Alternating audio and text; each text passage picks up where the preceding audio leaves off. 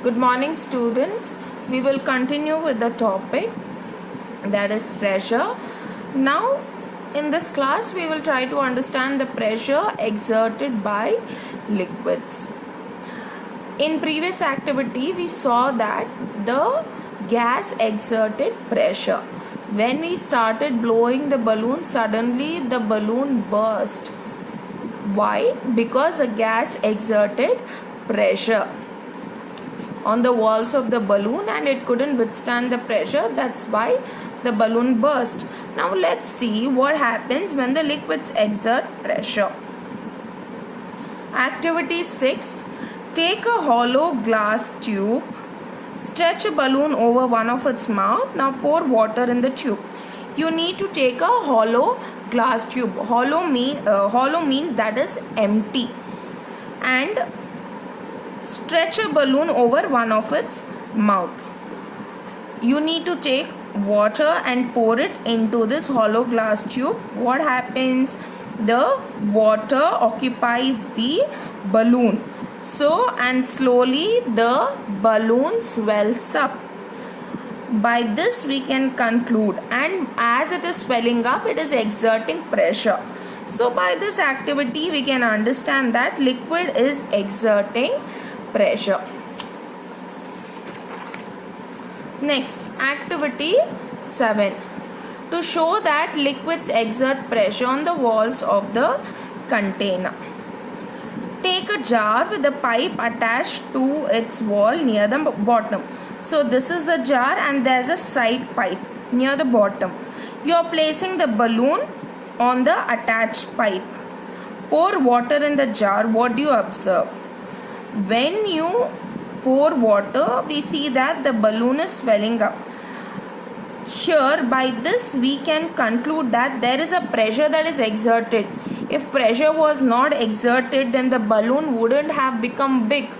It would have remained the same size. Slowly the liquid is trying to exert pressure, and because of the pressure we see the slowly the balloon is also swelling up, and pressure is exerted on the walls of the container. Here the pressure is exerted not only on the walls of the container as well as the balloon.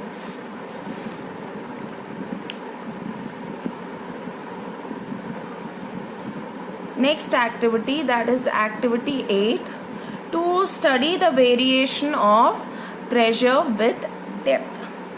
Here we are taking a jar or a tumbler and we are making holes that are at the same length. Here what do we see? Water comes out equally fast and spreads equally from each hole. So water that is it is coming out through these holes. There is a jar and we have made 3 holes and that is at the same length, and the water comes out fast, very fast, and spreads equally far from each hole, and pressure exerted by water at this depth is same in all direction. So if the pressure would have varied, then we would have noticed that one would have gone farther, one would have, the water would have, for one would have fallen near, then it would have, for one it would have gone farther, based depending upon the pressure. Since the pressure over here is same, what is happening is, the water is being exerted in the same direction. Look here. Here again we are taking a jar or a tumbler, we are making holes, and these holes are one above the other. There are 3 holes that are made. Now water from the bottom holes goes farthest. Pressure of a liquid increases with depth. Now why do you think the water goes the farthest? Because the water at the bottom has got the highest pressure. That's why it goes farthest, whereas the other 2 falls closer. Okay, it does not spread so far. So by this experiment we can understand the variation of pressure with depth, and we see right at the bottom the pressure is highest.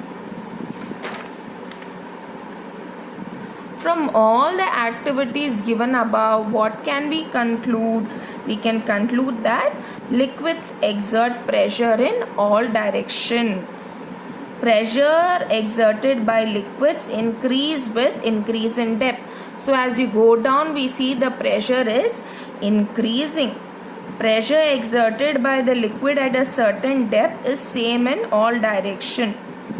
So pressure that is exerted by a liquid at a certain depth, like in first experiment we saw, we made 3 holes at the same length. So at that particular depth, the pressure that was exerted by the liquid was same. Dams are built to store water. With depth, the pressure exerted by the liquid increases. So dam walls are built wider at the bottom than at the top. So wider walls help it to withstand high pressure.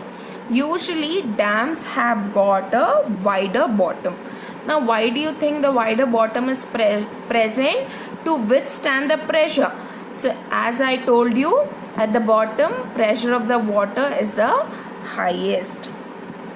Now how do we measure pressure? It is by means of an instrument called as a barometer. So barometer is a device that is used to measure atmospheric pressure. If this is a diagram, and this diagram is very important and very important one, practice it. Now this downward arrow is showing the atmospheric pressure. Okay, now the atmospheric pressure is nothing but the pressure that is exerted by the gases, atmospheric gases, on the objects present on the earth, or the pressure that is experienced by the objects present on the earth. So this is showing us the atmospheric pressure. Now this is a glass tube, approximate about 76 centimeter long, and inside this is a mercury. Mercury is taken inside this, and in this jar also there is mercury. So first we are taking a glass tube in which we are adding mercury. Then we are taking a jar that has got mercury. Then we are slowly tilting this glass tube.